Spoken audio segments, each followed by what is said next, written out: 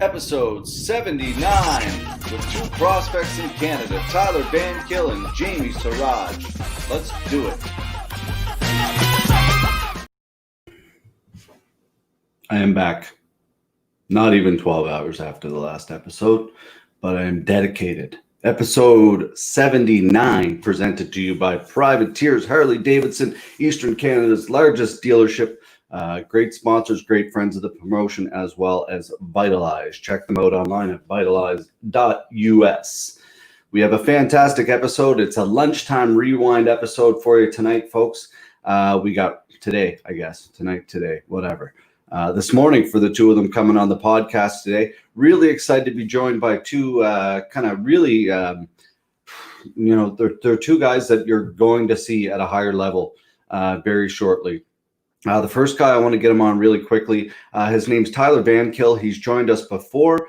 He's from Morel, Prince Edward Island originally. Now, he spent time lots in the California amateur scene. He was a two-weight division title holder down there under, I believe it was Epic, something like that. Epic Championship.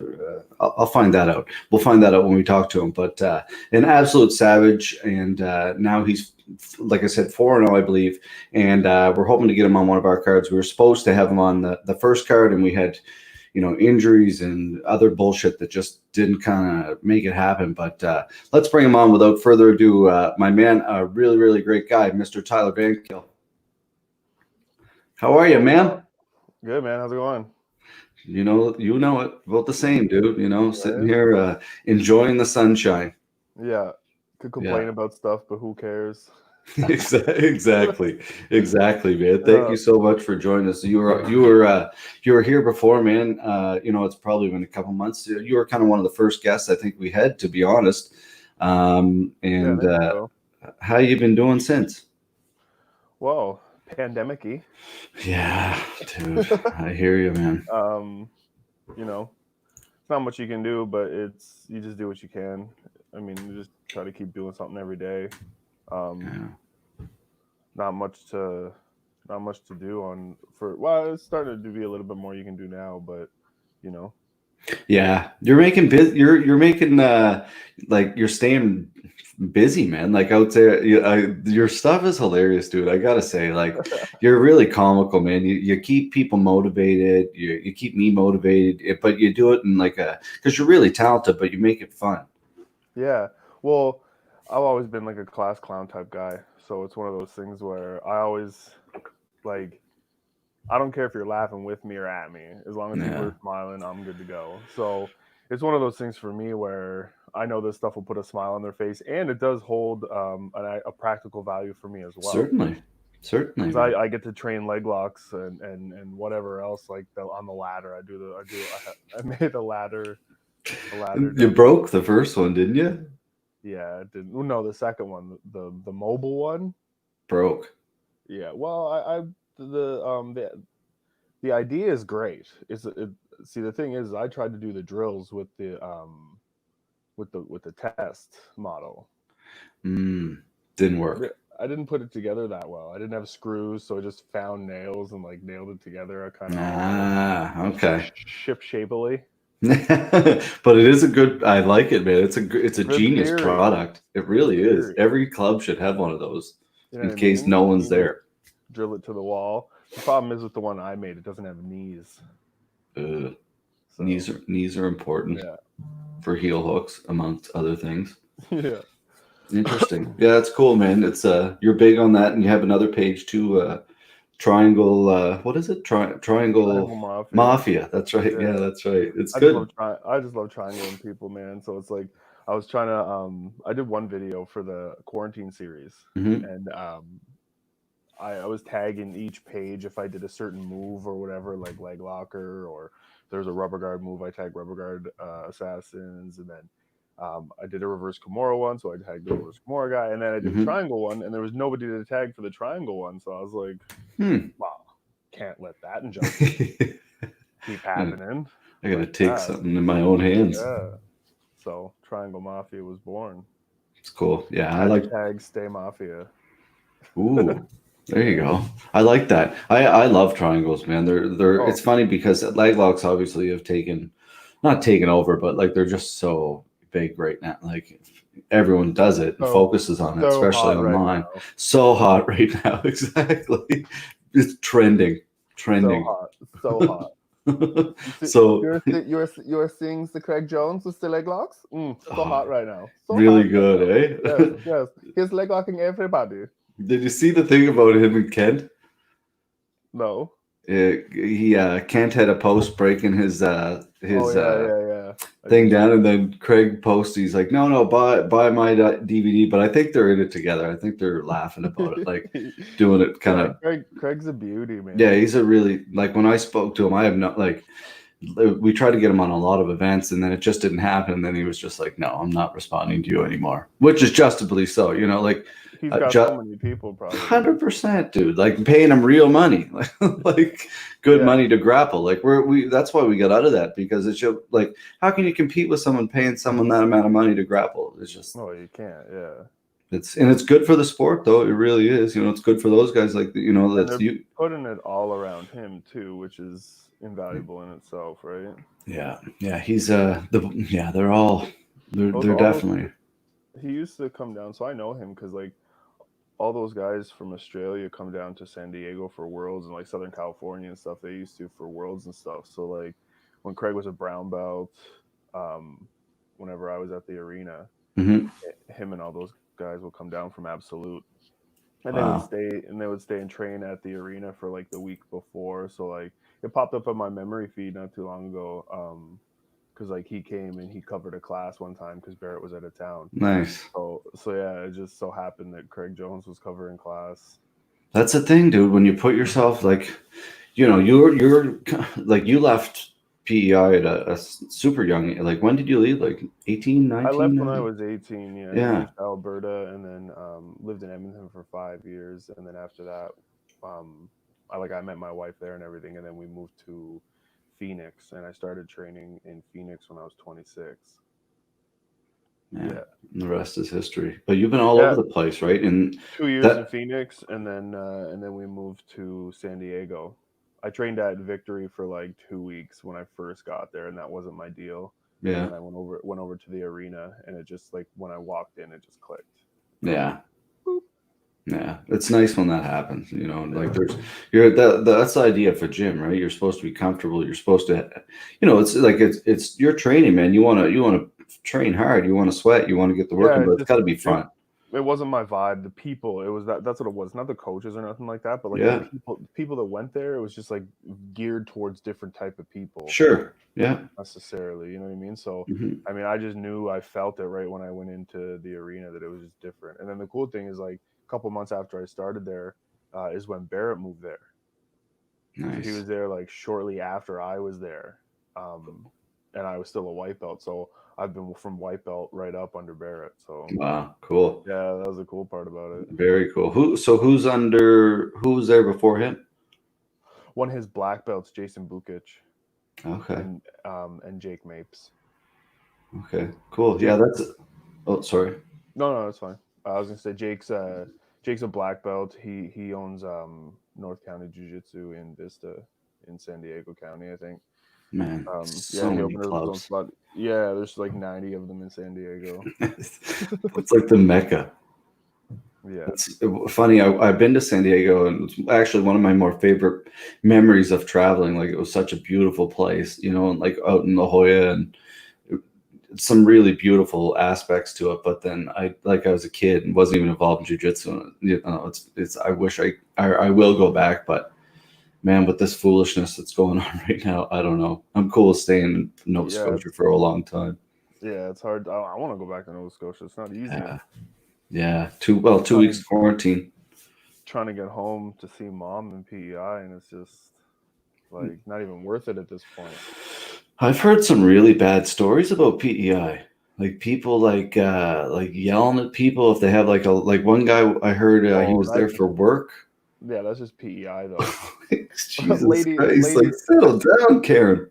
a lady lives there, but she got Nova Scotia plates because her company pays for it, but she's been living there for like a year. Somebody left like a nasty letter on her car, like Man, you're not from here.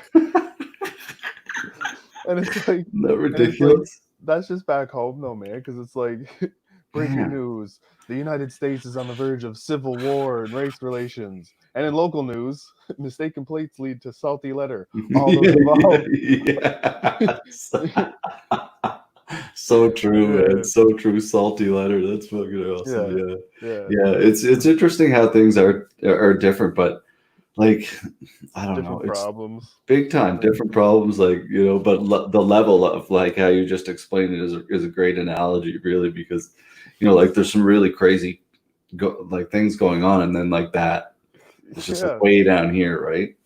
it's funny how that works, man, because like the worst thing people go through is still the worst thing they go through, but like the scales and the levels of it are crazy. Because like, Sure. you Yeah. know, Yeah, very true. Very true. Yeah, someone could go through life and the worst thing they ever went through is like getting fired, or they're, yeah, yeah. like, You imagine? or getting But then cheated like on, it's or still like the worst thing that's ever happened to them. So like yeah, it's still going to be comparatively, just because you're like, oh fuck, I wish that was the worst thing. You know what I mean? And it yeah, just sucks. That just sucks for you. yeah. That's right. That's true. That's true. Because But there's levels of suck for sure. yeah, right. But still, the worst for them is still the worst. So it's still the, they're, when they're trying to be like empathetic or something, it's like you still have to take that into consideration. Yeah, Like they don't understand to the level you may understand too, as somebody that may had to, like live on the streets or get over a yeah, fucking crazy drug addiction. But it's comparatively to them and you, it's still the same. yeah. That's an interesting way to put it, man. I've actually never thought about it that way. That's really, I like that. I use that analogy, like that train of thought, when I'm trying to like teach people when they say it's hard. Because I used to get so fucking pissed off at people being like it's hard. Yeah, yeah. They're yeah. Hard as a It's a yeah, fucking it's a hip escape. It's not that hard. yeah. But I don't know what they're dealing with, kind of thing, right? Like I don't know. So you always got to make it like it's just a weird way Yeah, you got that's to right. approach Like it, because right? for they could be training. It's They could be relative. well. They could be sitting there like in half guard, for example, or whatever position. Like yeah, and all they have to do is hip escape, like shrimp. But for them, maybe that's like a position like that, like from childhood or something. Like who knows, right? That bothers them, and for Yeah, them, it is hard, yeah. right? You So know, yeah, you it's hard you to know I teach too. I don't like being on my side. Yes, that's right. Exactly. You know, Oh you know that damn, one time dude. I fell and then he looked at me weird and I don't like being on my side because of it. It's hard for me. Like I don't know. Yeah, that's. Do you ever get that in class? No. Oh man, you've had Teaching's everything. hard. Like, oh Teaching's yeah, really hard. yeah. I'm not I good love at it it. though. Yeah. It's because I'll preface sometimes, like, listen, guys, I just want you to know when I say things a certain way sometimes, it's not because I think you're an actual piece of shit. It's just because I care about the jujitsu and blah blah blah, and I'll explain it to them Well, that way. Because like there are sometimes I'll be like, no, what are you doing? No, yeah, your yeah, your left leg, like and it's just the way it comes out of me, and I express that to people all the time, right? Like I'm just passionate about jujitsu, and I'm like, your left leg. yeah. But there, man, at the end of the day, like Tyler, like I don't know if you've ever been to like a youth hockey game or anything lately, I used to but ref. I used to yeah, like referee youth hockey, minor hockey there's in some Morel vicious when words. I was a kid. Oh my I think god. it's better now because I think they all had to sign like a waiver, like the parents Who? and The stuff, like parents? Yeah, I had a people. parent grab my helmet one time as a ref. I was standing by the board like this, and I called offside. Parent grabbed my helmet from behind the glass and was like, "That wasn't a fucking offside." I was like, Oh my god. "Oh yeah, Just chin strap, turn around, crack. oh like I'm Yeah, thinking like I was like a kid.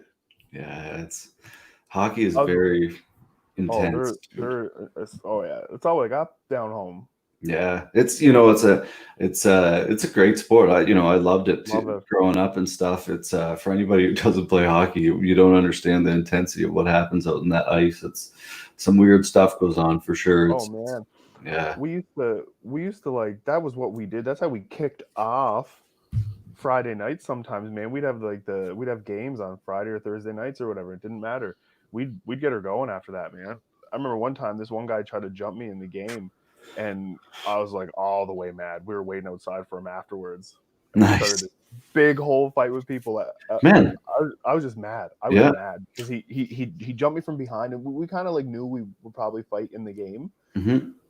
But the way he did it, he just jumped me, grabbed my helmet, whipped me down, and so like threw me out. Oh no! And then by the time I got up, we were separated. And he's just all like whatever, right? Yeah. So I was waiting outside after the game, and he comes out all smiley, like, "Oh, what are you gonna say?" Just hit him. Nice. Fuck it, whatever. And we started kind of scrapping, but then his dad grabbed me. Oh wow. Yeah, his dad grabbed me and pushed me up against the thing. I'll never forget it because as I looked over, I see my friend Greg Perry flying over somebody and just smoked his dad in the face.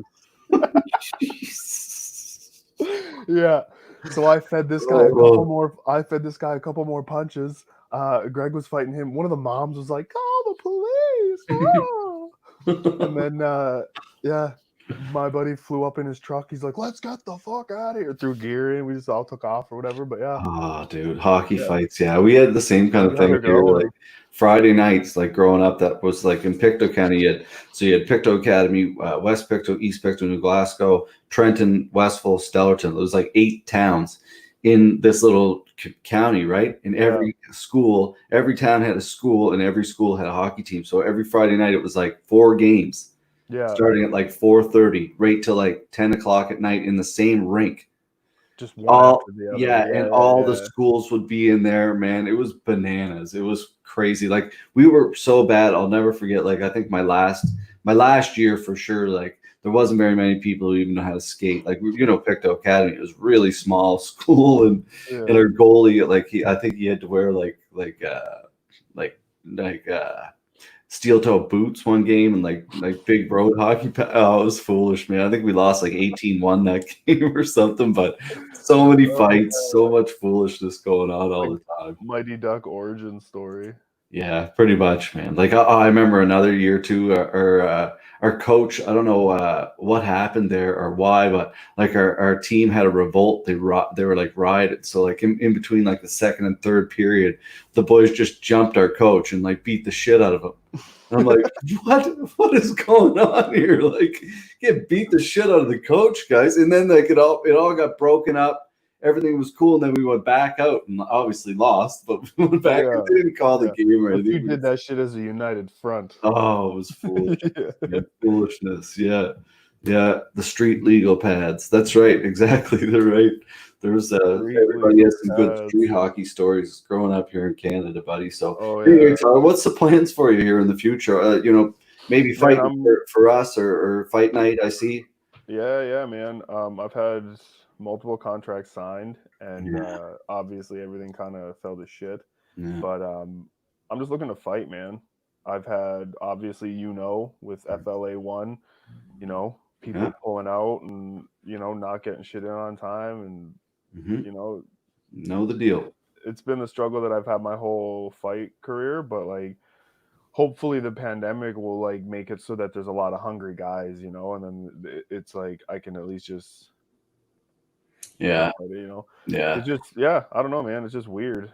I think that's gonna happen, These guys saying that they can't fight and then seeing them fight right away again, like on a different card somewhere else, but it's just like why? And it's like I'm not like some crazy scary guy or nothing, I guess. I don't know if I am, but like this game is such a weird game, and Jamie, I'm sure he'll attribute to that too. Anybody who's been involved in this sport for a long time, like people signing contracts, there's so much bullshit that goes on behind the scenes to this too, right? Like and it's I mean, I guess it'll get to the point where I'm just gonna start calling people out, I guess. And I'm not that type of person, essentially. Like I said, I just like to make people laugh, right? But like it's gonna get to the point where like if I fucking see you fighting somebody else whenever I should have been fighting, come on. Yeah. What is that? Mm-hmm. Well, it becomes a point like, and you see lots of fighters like that who are not typically like that. And then, you get your microphone, you get that chance, you're going to say what you got to say because it's frustrating. You've been through these camps, like no one will fight. Like, it's not. Bro, I like, moved to they're lost. Kelowna. I moved to Kelowna in November of 2018. And I told coach basically I wanted to get like situated with my shit and start getting shit figured out. Start looking for me like for January of 2019.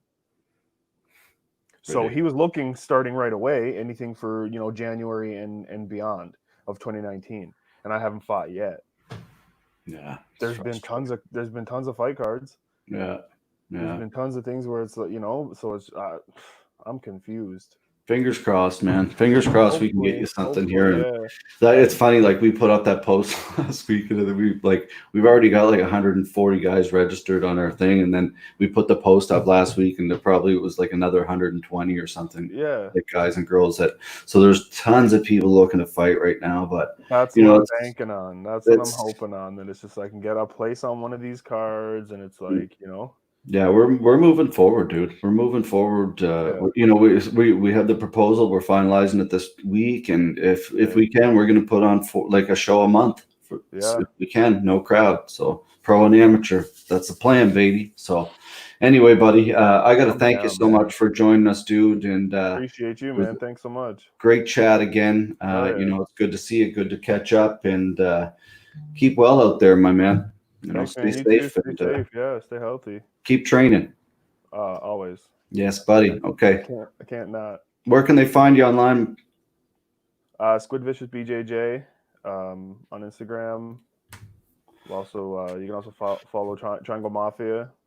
Triangle Mafia. Okay, perfect. Triangle fix. Yeah. There you go, folks. That's where to find him online. Check him out, Mr. Tyler Vankill. A Prince Edward Island native, doing great things out in BC. Hopefully, you'll see him on FLA in the future. There you go, buddy. Thanks for repping the East, and love to you, my man. Hell yeah, you too, bro. Have a good one. Awesome, great guy. Great interview, and the camera is way too close at the moment. But it's it's funny to talk to Tyler in what he was talking about. Having all these fights canceled. It's disappointing, and we worked really hard. I actually guaranteed him a fight on that card, and we went through probably like 7 or 8 different opponents, and it just didn't work out. But fingers crossed for you, my man, and in the future. But let's get on to it with our second guest at the show here. This guy, and there's not much else you can say about this guy. He's a bantamweight in Canada who, if he doesn't get to the damn UFC this year, it's an absolute shame. He's if not the best in the country right now, he's one of them. And he's a two belt holder out of 2 different promotions in Canada. An absolute stud. He trains at a Checkmat as well as Revolution MMA in Vancouver. He does all the right things. He's coming off a couple injuries, but he's one of those kids that I think is gonna, the whole West Coast, like those BC guys are really lighting up the scene right now, and he's another one that I think is going to be, a big name in the future with whatever promotion he goes with. So let's bring him on, the one and only Mr. Jamie Siraj. How are you, sir? How you doing? How you doing? Good. Thanks so much for joining us, man. Did I pronounce that all okay? Jamie Siraj. Hey, that's the best I've heard anyone say it, man. You didn't butcher it. You're nice. Gold. Awesome, dude. I try to sometimes watch YouTube videos. I'm like, just to make sure I'm pronouncing it somewhat correctly, like your old fights when they're pronouncing your fights. But then I'm like, maybe they're pronouncing it wrong at the fight. Most people butcher it, and it's really confusing because I'm on the exterior about as white as it comes. But then my last name is from Afghanistan, so my father, he's from Afghanistan. So I'm a very confusing individual with a very confusing name. So Cool. That's a cool background. I didn't know that, man. But let's get right into it here with your fight record, man. You're 8-2. Again, like I said, you're a really not a prospect. You're like a top prospect. What's in your mind right now? You're just kind of getting back into training. How you feeling? Yeah, I'm like, it was crazy. Last year I had to pull out of my fight with Chad and Hellinger. I was supposed to fight him in October, November of last year, and I just had some concussion symptoms. There wasn't like a specific event that triggered it. It was just like going and hard sparring. And I went out to TriStar in Montreal. I was sparring like 4 times a week out there. The week after my Blake Sigvaldason fight, I was helping Cole spar, and just not giving my body that break that it needed, that it was asking for. I kind of had it in my head that I would be called for the UFC Vancouver card. I was praying every night with a voodoo doll, just stabbing at that one of these guys would fall out. It didn't end up happening. Nice. And then, so I had to take some time off of that. I had to heal, just let my mind and my body recover. It was kind of something that I needed anyways. And then getting back into things. So right around like February, March, before the whole world shut down, I was like, okay, yep, I'm back. So let's get a fight booked. Let's get it going. So then I got back into training. Was just about to start sparring again. The world shuts down, and I'm like, what the fuck? What's going on right now? And then I contracted this really. I probably shouldn't say it, but I don't really care. It's a funny story. So I contracted a stomach parasite that was eating at my stomach lining and causing all these ulcers in my stomach. So I was in and out of the hospital, in and out of like doctor's offices for the last 3 months. And then they just kind of got the diagnosis with the right medication for it. So now I'm just healthy again. Good. And fingers crossed, this is my time to get the ball rolling now. So man, like what a string of luck you've had here, buddy. Like, how do you keep positive? Like it must be one of those things, because obviously you're a fighter for one, but for two, like you're young too, and some people, you like, is that one of the things you're like, no, I'm meant for this. Like I know, like this is my thing. That's one thing my mind has never tricked me into not believing that I was meant for this. I know it's not even that I'm meant for this. It's just when I'm following this passion of mine, it just brings me, like, I honestly think it just brings me this joy within inside myself. And like, I just feel it. I feel like, I don't know, there's something that, when you're doing something and you just get that feeling on your chest, like, yes. So I just keep following that, man. And who knows, maybe I'm following that to becoming a retard at 30 years old. But I don't know. I love this, man. I love this game. I love everything about it. It's funny because I hear like so many, especially as of lately, like I hear so much talk of like, this money and this money and this money. And I hear fighters talking about, I want to get paid this.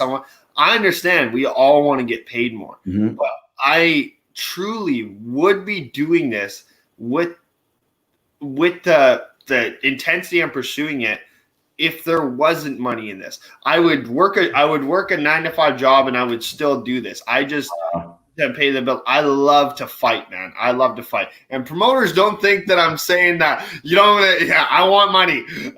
But what I'm saying is, like, for my opportunity to get in the UFC, I would do whatever it takes. I would go through whoever. I would fight whoever for whatever amount of money. And it's never been about that for me. Of course, I want to be able to set myself up, for financially for the future. I want to be able to take care of my family, but I love to fight, man. I'm a dog that way. I love to fight. Like there's nothing I'd rather be doing. Yeah, and that's a great answer to what I was at, and that's, I guess, why you're successful, and B, able to overcome that kind of stuff and continue to be positive. And it's interesting to me like that, because I'm shocked after like how many messages, I was just talking to Tyler about how many messages I've received, but messages from really high level athletes who are like, man, I just want to fight. I will get myself there. I will fight for free. Because they're like, I want the opportunity to look good to get to the next level. Like they need what I have, or we have, and we need what they have. So it's interesting, but you can't. We would never expect anyone to fight for free. Like it's just not. Yeah, totally. I don't care who's offering that or what. Yeah, totally. No, that's the thing, man, is right now, especially for me where I'm at, like my manager hasn't even really put my name in the mix for anything because he's been very up to date with what's been going on with me for the past like almost 8 months now. Yeah. And he was pretty confident that I guess the Contender Series was supposed to happen earlier for this year. Obviously, COVID kind of messed that up. But if it's not the Contender Series, I mean, whoever, I'm very open. Like I'm not held down to any organization. I'm not in contract with anyone. And for me, like whether it was FLA, whether it's Rise, whoever, I just want the opportunity because basically now this week I'm back to training, getting back to it. Basically, my medication's all finished now, so I can just kind of pursue life back to normal now, which for a while there, it wasn't even, it's not that I didn't want to fight. It was just, it was so exhausting dealing with these medical issues that I'm like, I don't even care about fighting. I just want to be healthy again. Yeah. I just want to have my health, and really getting back to where I am now, it's made me like so appreciative. And now it's like, I just want to pursue my goals again. I want to get back on track. I want to get back to not only where I was before this, I want to show how much better I am. Having this time to work on my mental and to just, honestly, this break was just amazing for me. I don't have the negative outlook that coronavirus is annoying. Like I just waited in Life Labs with a gallon of piss for 45 minutes. And you know what I mean? Because there's only one person allowed in the place at a time. I'm a little bit over it, but at the end of the day, you can't have a negative outlook to everything in life. Sometimes you just got to adjust and roll with the ball. That's it, man. I guess just like a fight, like I feel the same way. I'm annoyed, but then on the other side of the fence, I'm like, yeah, I guess I'd be really annoyed if I was immune deficient and I couldn't go anywhere too. Yeah, totally. There's the other side of the ball. You're like, oh, I'm pretty damn grateful for what I got. Where do you live? We're in Nova Scotia. Oh, okay, Nova Scotia. Okay, yeah. Cool. Like Halifax, Dartmouth area. So are you guys in like that, I guess, like the phase, what phase are you guys in? I have no idea. Phase maybe 2 or 3 or something, but we haven't had a case here in 2 weeks. So we have no active cases or anything. So we're really good. They actually said now you can be up to 10 without social distancing. So clubs are starting to open back up with proper rules. So I would say to this week or maybe at the end of the week, they're going to open like Newfoundland, New Brunswick, PEI, and Nova Scotia together. So, man, if we can pull off an event in August, September, October, November, like just pay-per-view, closed circuit kind of thing, no fans, it'd be massive for a lot of people. I really, and I think like BFL, those are like they're going to do the same thing, I would think. Yeah. I think in British Columbia, from what I heard, there is a suspension on any athletic show till after September 1st, regardless of what the updates were. I think that British Columbia, but also, hey, don't get me wrong, I love BC, but British Columbia Athletic Commission, sometimes they lose their marbles, man. Liberal out there? What's that, sorry? Liberal? Is it like yeah. It's very listen to Dr. Bonnie Henry out here and do as you're told. I mean, which is like, obviously we're doing pretty great out here as far as like our cases and stuff like that. We were one of like the first provinces to open up sooner. But it's just like, at the end of the day, the world's just gotta come to this conclusion that like we protect the people that are immune compromised. We protect our elderly. Like even for me, I live with my girlfriend who works in a seniors home.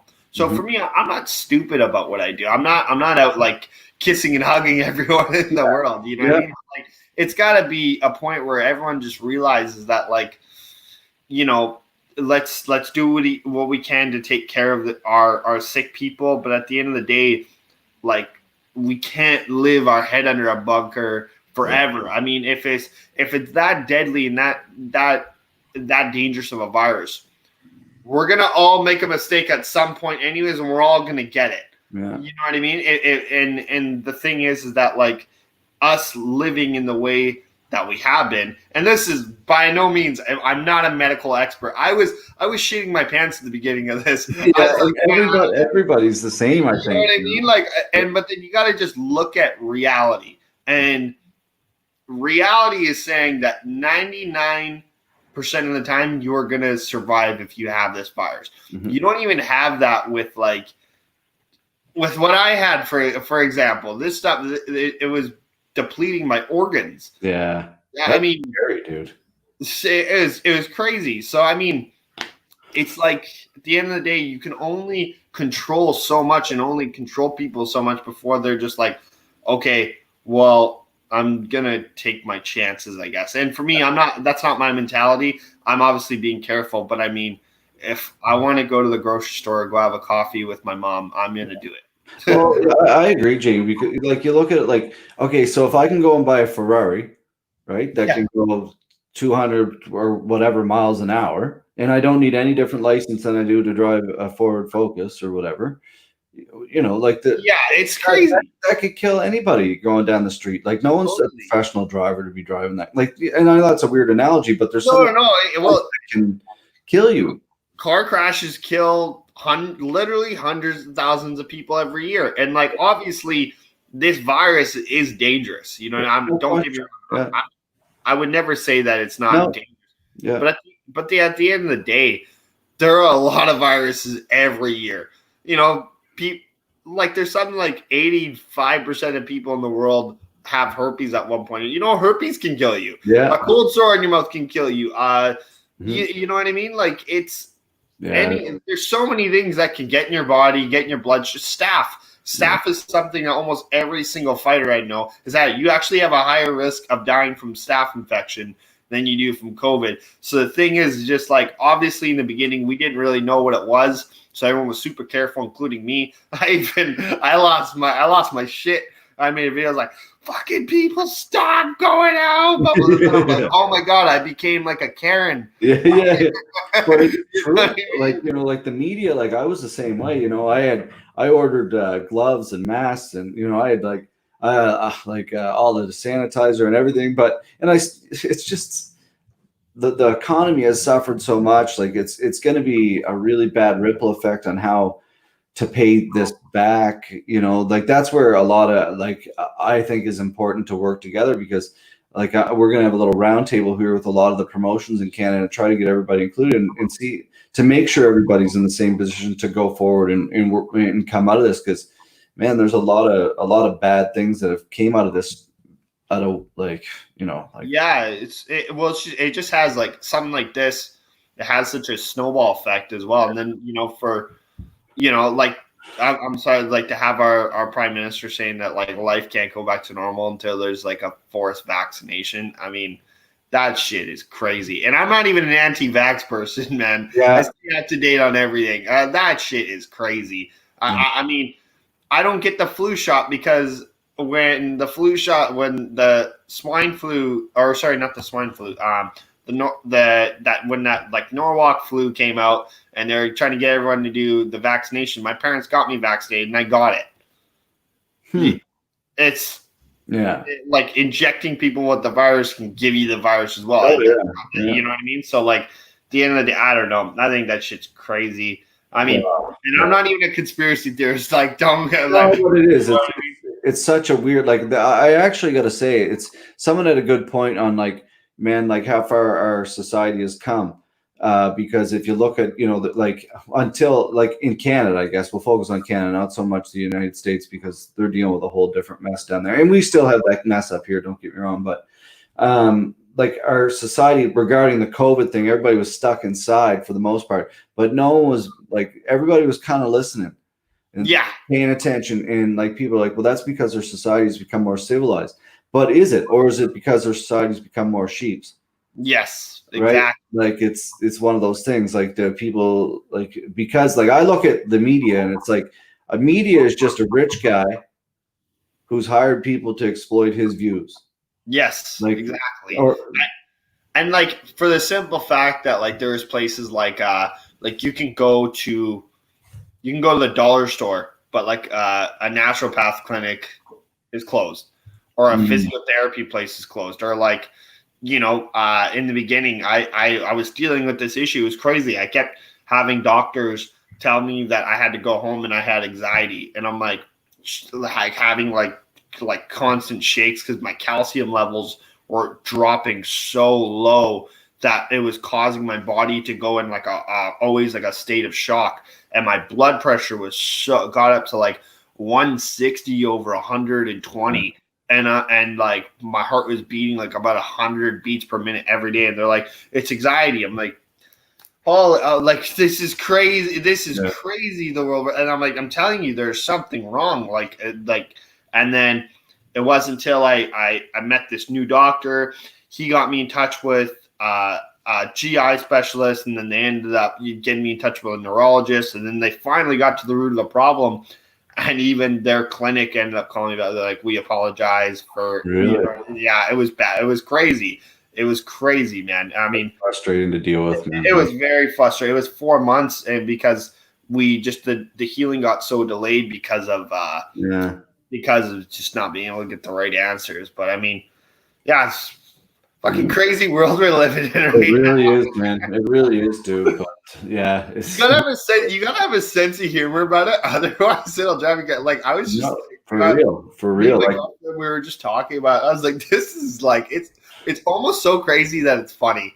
I can't, but like I don't follow it too much anymore. And I will say, like out east here, it's like I don't follow the news anymore. I try on social media, I unfollow all that stuff. Yeah. And out east, it seems like it's not as super packed out here anyway, and even in where I am in Dartmouth, but it seems like it's back to normal. People are doing the right thing, keeping distance, but like you can be in the group. But I wouldn't want to be anywhere but here. I gotta say, Jamie. Yeah, totally, man. Like, no, I hear you. Yeah, it's tough in big cities. I just want to get back. I just want everyone to get back to training, and everyone like let's get some fights going, man. That's what Canada needs right now. We need some fights. I agree. So what's the future hold for Jamie here? Any plans in the near future, or?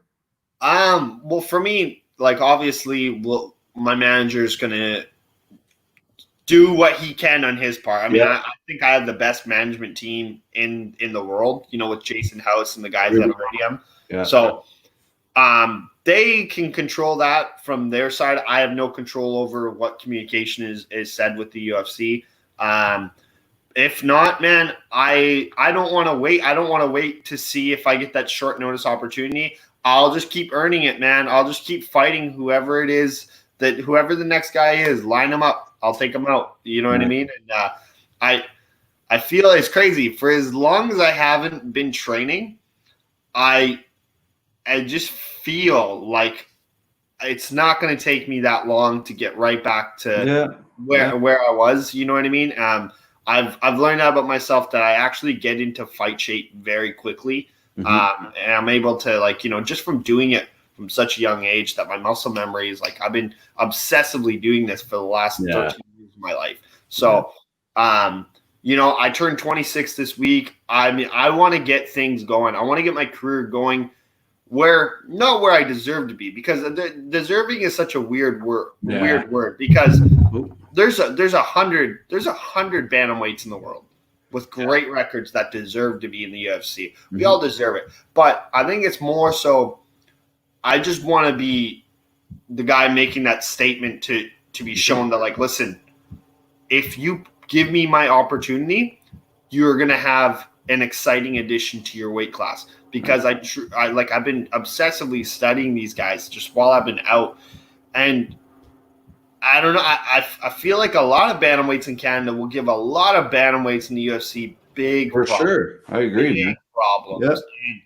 Yeah. And you know, like, if not, I mean, that Chad and Hellinger fight was supposed to happen. I mean, Chad's on an 8 or 9 fight win streak or something like that.